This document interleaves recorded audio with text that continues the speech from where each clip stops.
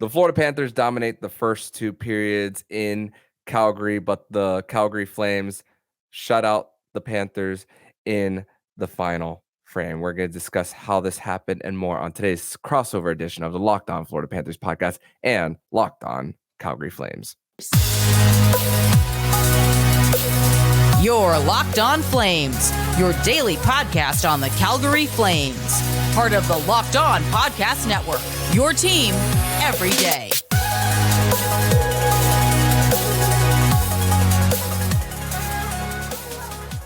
And welcome into this special crossover edition of the Locked On Florida Panthers podcast and Locked On Calgary Flames podcast. We are part of the Locked On Podcast Network, where it's your team every day. Thank you for making Locked On Panthers and Locked On Flames your first listen of the day. For everyone on the Calgary feed, let me introduce myself. My name is Armando Velez, the host of the Locked On Florida Panthers podcast, and thankful to be doing this crossover edition with one of the co-hosts of Locked On Flames, Nick Zararis, and the Thursday co-host of the Locked On NHL podcast as well. So, Nick, great to be getting together with you for this one, even though on my end, it's a loss for the Florida Panthers.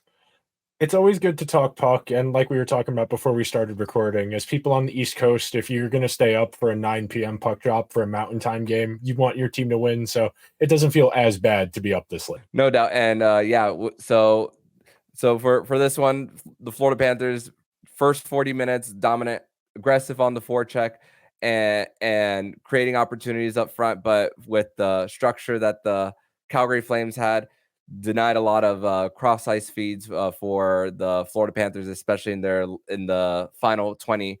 And the Calgary Flames score all of their goals via breakaways. The first one on a missed shot that the Calgary Flames scored on, and then two shorthanded goals in the final frame.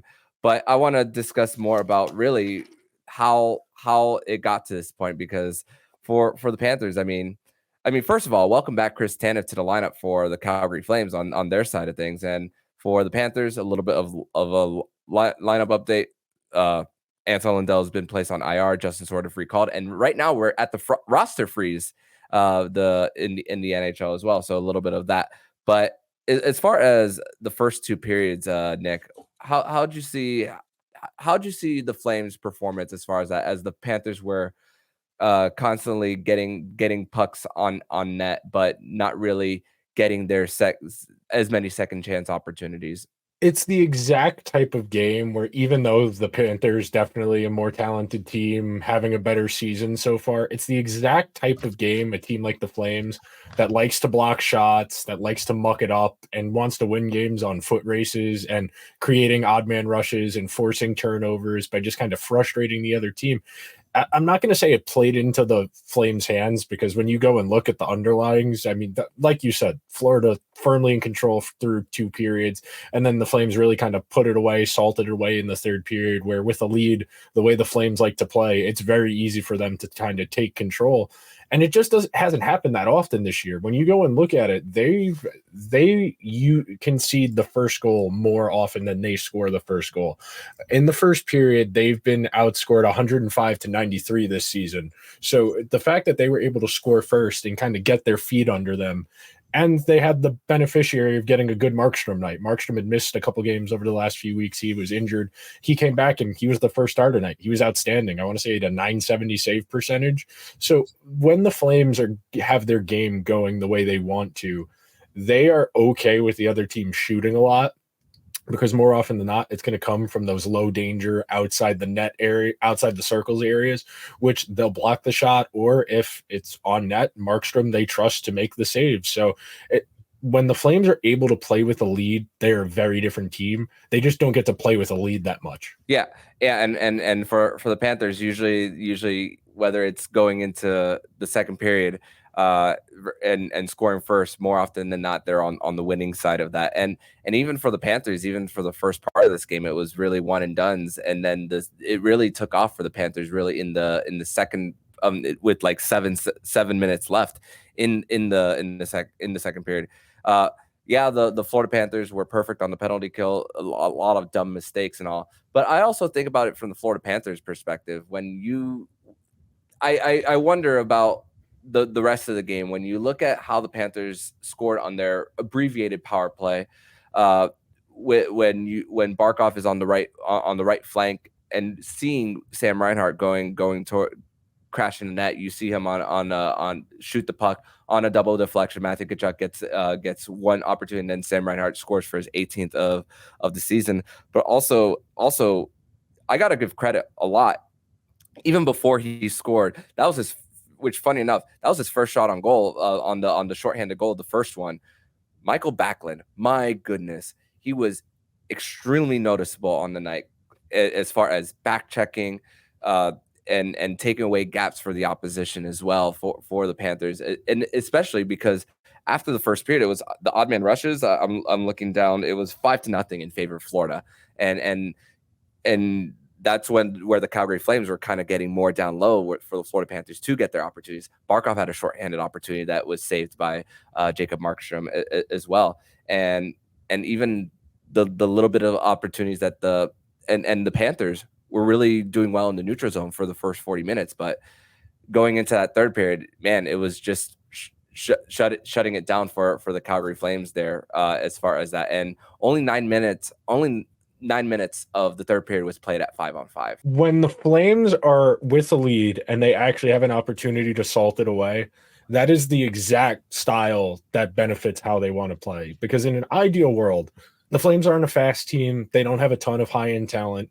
In an ideal world, they want to cross the red line at center ice, dump the puck in, and even if they don't recover it, they want to force the other team to go back and get it, turn around, and have to go the length of the ice every single time. And when you get into that situation where it's kind of downhill to some degree because you're just dumping it in so often and forcing the other team to go back and get it and break out, you're both killing 40, 50 seconds at a time. You're tiring out the other team because they have to skate the length of the ice too. And you have the benefit of this is something what the Flames are good at forechecking. It's just that they're not particularly fast. But when they get that downhill momentum kind of going, they're able to engage in the corners, drag out those possessions longer. And that's really where guys like Backlund, guys like Coleman, guys like Mangiapane, Dubé, those types of players where they're not the fastest, they're not the most talented, but they will put on their hard hat and go to work and really try and drub the other team out of it. And that's really what happened down the stretch. And as you said, when you have this much special teams in a game, there's weird things going on. Like the Flames were more dangerous shorthanded than they were on the power play in this game, which, hockey's weird like that. Sometimes it's just not working, but power play wise, the Flames have issues, but that's something Jess and I have talked about all season. They don't have the personnel to run a good power play. The Flames gave up as many shots against as they did shots for, 2-2 when they were on the power play. But the Florida Panthers, they gave up 2 shots against while they were on the power play. But this is 5-on-4. So that does not include the last goal by Blake Coleman and all, as he was tripped up by. Slashed by Brandon Montour with the empty net. That's an automatic goal and all. So with the Panthers, it just comes down to being too pass happy, and that's really what we saw on the Backlund goal. Yeah. And as far as that, pretty physical game too.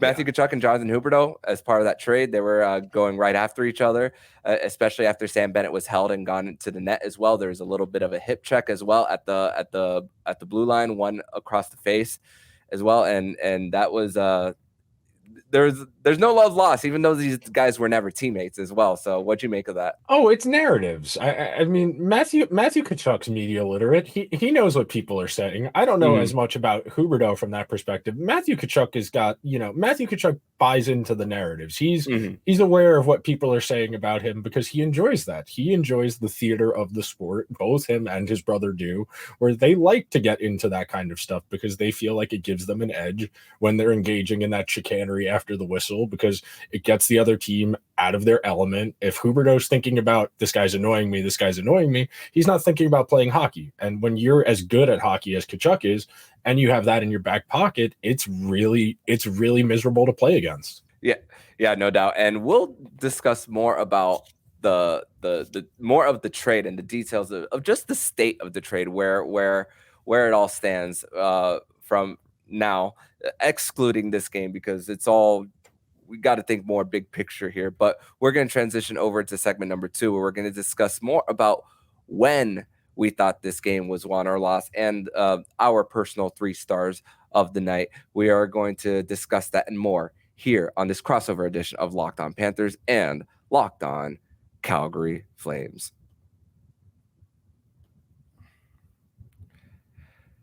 Today's episode is brought to you by FanDuel Sportsbook.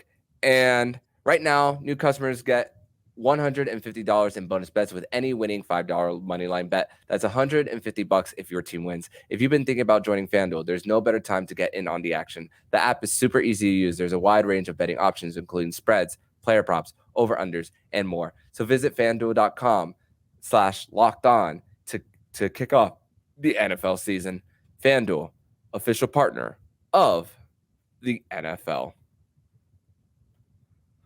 Locked On has launched their first ever national sports 24/7 streaming channel on YouTube. Locked On Sports Today is here for you 24/7, covering the top sports stories of the day with local experts of Locked On, plus our national shows covering every league. Go to Locked On Sports Today on YouTube and subscribe to the first ever national sports 24/7 streaming channel.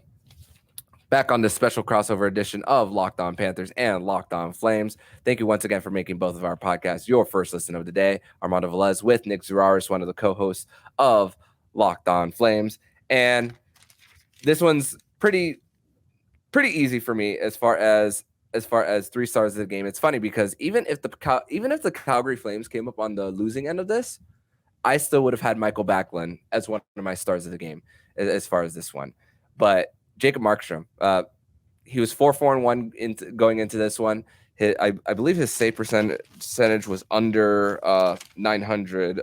Excuse me, it was at 910. It was at 910 against the Florida Panthers in his career with a 310 GAA. So now that improves to 5-4-1 there against the Florida Panthers. And I guess a good thing about it is Sharon Govich's goal streak comes to an end, so they were able to at least stop that part.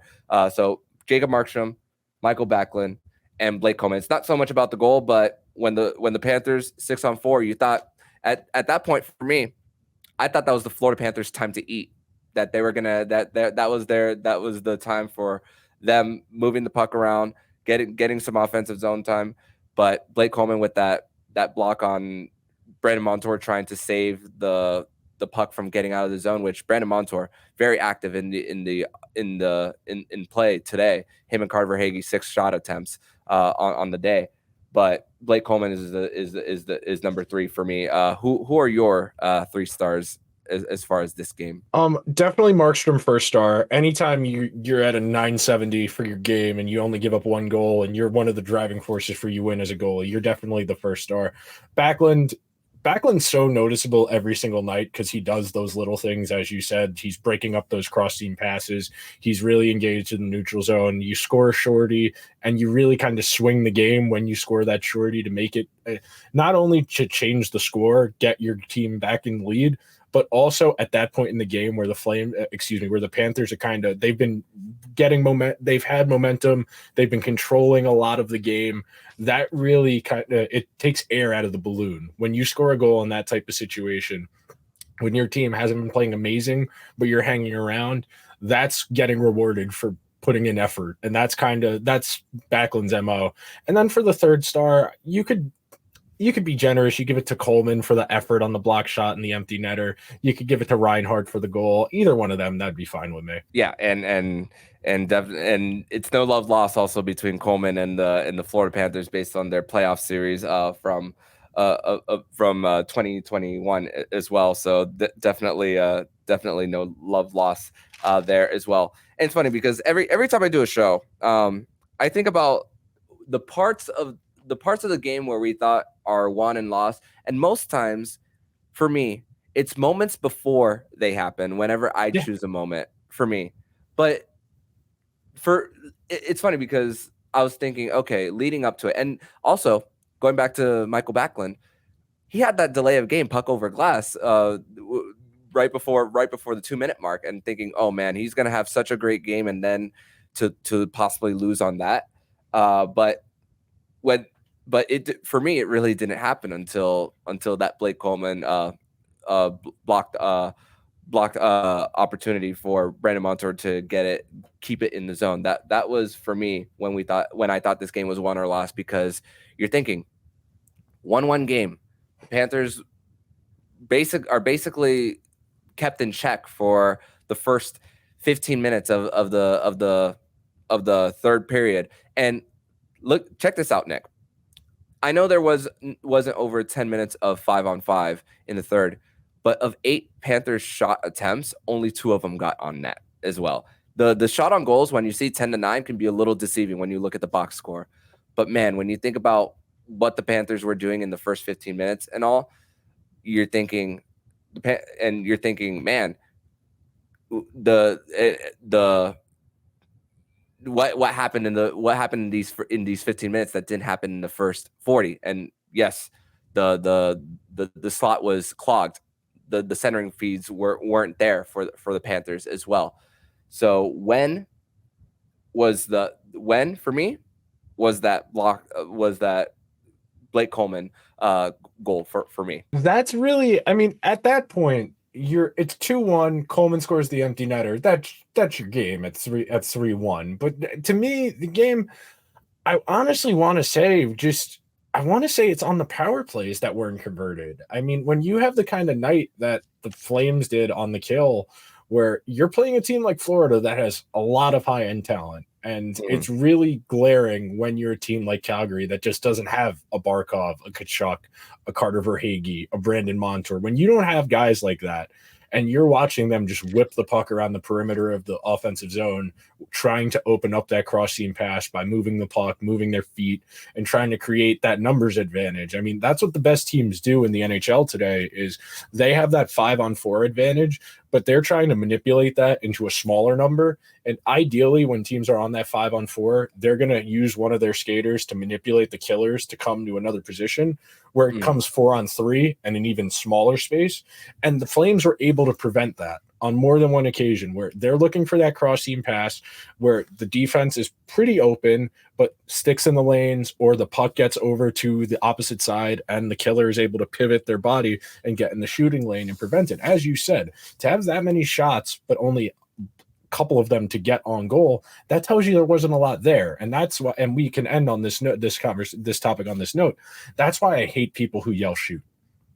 It looks so different to them on the ice than what we're watching on TV, or if you're at the game. It's not like the EA Sports video game where you can see the shooting lane from above. The shooting lane on ice is very different. And that's the reason so many people are screaming shoot at the top of their lungs, is they don't realize that shot's not there. In a game like tonight, you get an appreciation for just how hard it is to get a shot on net, even with the man advantage. And sometimes you handle the puck just one more, so for like a split second more, and then a gap is closed. So to make that quick instinctual decision as well, it's easy for us to be armchair quarterback for when it comes to that, as far as the shooting lanes. But a lot of credit to Calgary as far as that goes, as far as taking away what the Florida Panthers were doing well, especially when the Panthers in the first 40 were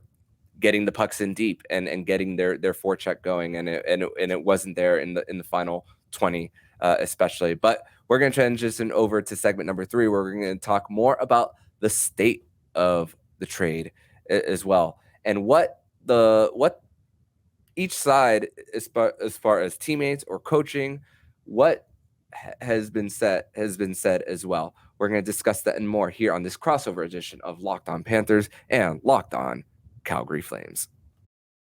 When you are at this time of year, you are thinking about getting people gifts. You are thinking about, what do these people like? If you have sports people in your life, you have music people in your life, you're going to want to get on the Gametime app and hook up that special someone with whatever their favorite thing is. I'm going to Devils Oilers on Thursday, and I used Gametime to get me and my friends tickets, and that is my Christmas present to 3 of my friends. We are going to have a lot of fun, and I'm looking forward to it.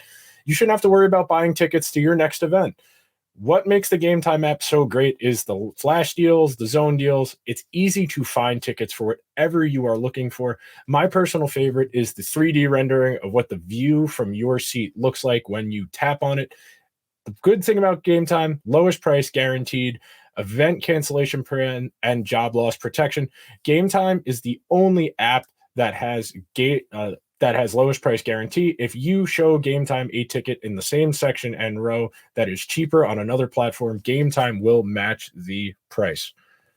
Take the guesswork out of buying tickets with Gametime. Download the Gametime app and create an account and use code LOCKEDONNHL for $20 off your first purchase. Terms apply. Again, create an account and redeem code LOCKEDONNHL for $20 off. Download Gametime today. Last minute tickets, lowest price guaranteed. Segment number 3 here on this special crossover edition of Locked On Panthers and Locked On Flames. Thank you once again for making the Locked On Florida Panthers and Locked On Flames your first listen of the day. The Panthers wrap up a 5-game road trip in Columbus and out west in Western Canada, finishing 2-3-0 on the road trip, while the Calgary Flames finish a 2-game homestand right before going to Southern California on a quick 2-game road trip for the Calgary Flames. But this is a topic, of course, that a lot of fans still want to hear about, because these are 2 teams that are forever connected by one trade. Yeah, there's still the Sam Bennett trade from a few years ago for 2 second-round picks. Ryan Lomberg was a free agent who spent some time in the Flames organization with ECHL as well.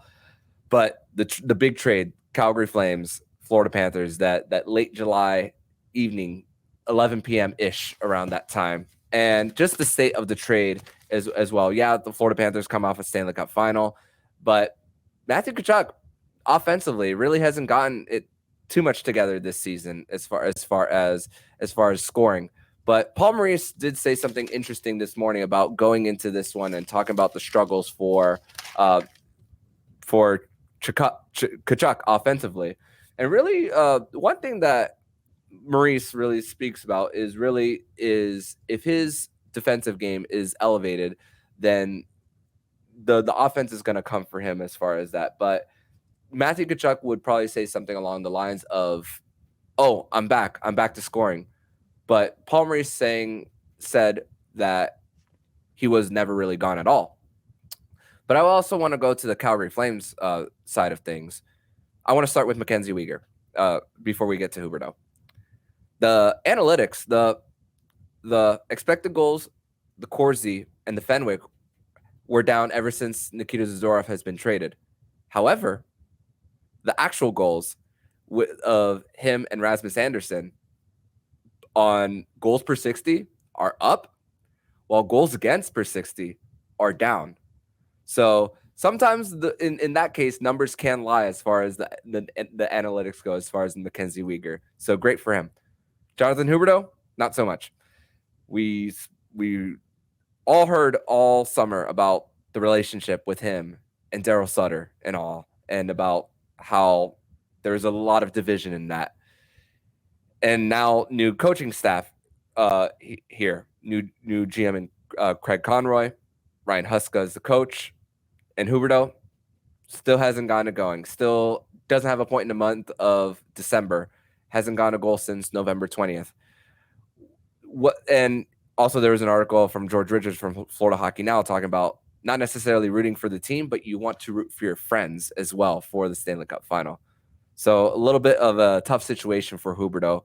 How are you seeing from the Calgary Flames side of things? How are you seeing about the lack of production from Jonathan Huberdeau and just what Huska is saying and other teammates for what Jonathan Huberdeau has gone through ever since that big trade, which crushed his heart? It hasn't worked out. It plain as day. You watch him, he is not the same. He doesn't look nearly as confident on the puck in any discernible way. And talent-wise, this is one of the 30, 40 best players in the world on raw. On pure talent alone, he's one of the 30, 40 best players in the entire world.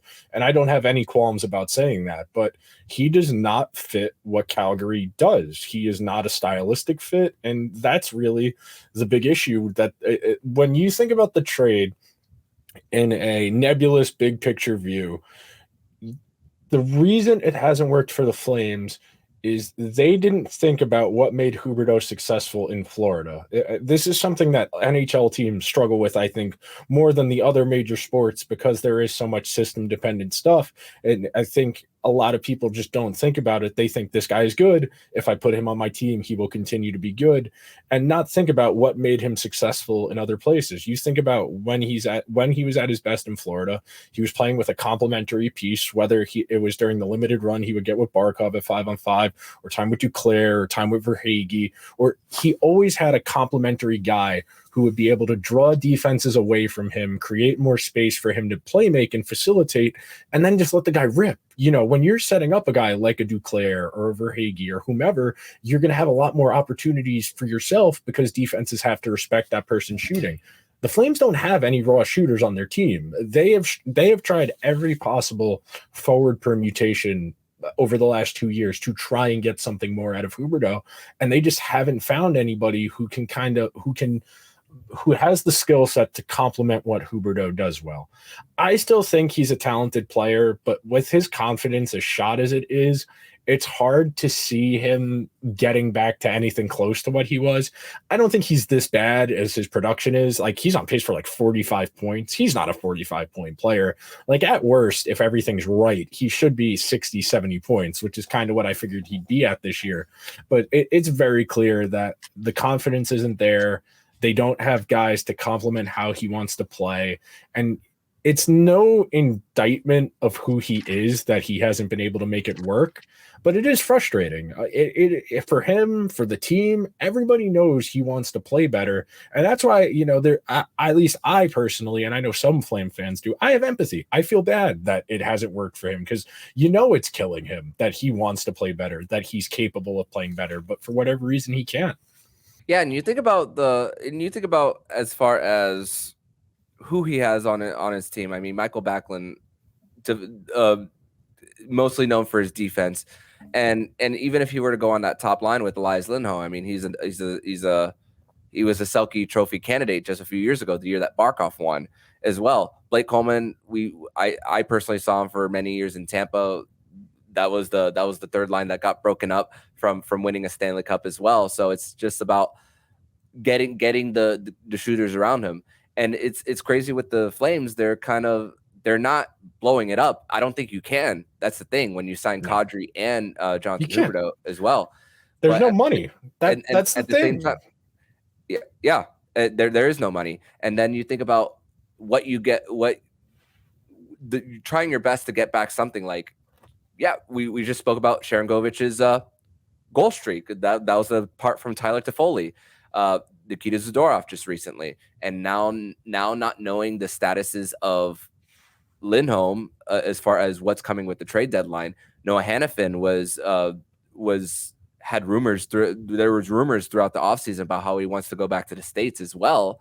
So there's also about that crossroads that Craig Conroy is in the middle of, when trying to still put a competitive team. But when you lose Gaudreau in free agency, which really deceptive about how he went about it, at least for Tkachuck, they got something in return for it. But when you think about guys who are older, yeah, I know Kadri is a Stanley Cup winner as well, but they aged, they got a little older too, as far as that. So as far as like what to do with them, the best thing for the Calgary Flames is still to build around, even though Huberdeau himself is not the primary shooter. When the year that he had 115 points, he was 2 assists away from setting the record for most assists in a season by a winger, but still 30 some odd goals there for Huberdeau. But still, it's about getting shooters around him. That's really what is the key. And they have no choice but to build around. They're not. I don't know exactly what years it's goes from no move to a modified if it's full no move. 2028, 2029. They got to waste. Yeah, so they have no choice but to build around it. Yeah, no, Jess and I were talking about this last week, that they probably will end up doing the right thing, trading Lindholm, Hannafin, not Toffoli, Tanev, and Vladar, because they're all expiring this season. And Huberdeau, Kadri, Uyghur, Rasmus Anderson, those will be your transitional guys that you'll bring in younger guys, and those will be the veterans that they lean on. You're probably not going to be that good next year or the year after, but that's the only way. You can't keep being the most average team in the league and expect anything to change. I mean, they have talent, but none of the talent fits well with each other.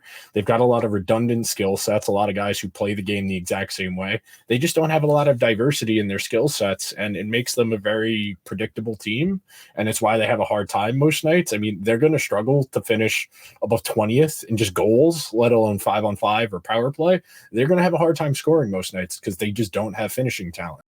And luckily for them, it's the goaltending will likely be in a good place starting there. Markstrom, we know him from his time in Florida. As far as that, of course, didn't really get much of a opportunity with Roberto Luongo coming back to the mix in Florida, but now an opportunity for him to get more games in Calgary. But also, you mentioned Vladar being out the door. Maybe I'm not going to go as far as saying Jennings Trophy for Markstrom and Dustin Wolf in the future, but still, Dustin Wolf coming into the mix. I know he just got sent down to the Wranglers, but still, that's one encouraging thing as far as the future for this team, right? Oh, for sure. I mean, anytime you have a goalie who has that track record at the developmental level, whether it be AHL, college, or European professional, generally speaking, guys who are that good stats-wise at the developmental level, they turn into something. Whether he's going to be one of the 5-10 best goalies in the league, no one will know until he gets more run. But I feel pretty comfortable saying he'll be an NHL starter for a while. I mean, he's 24, I want to say.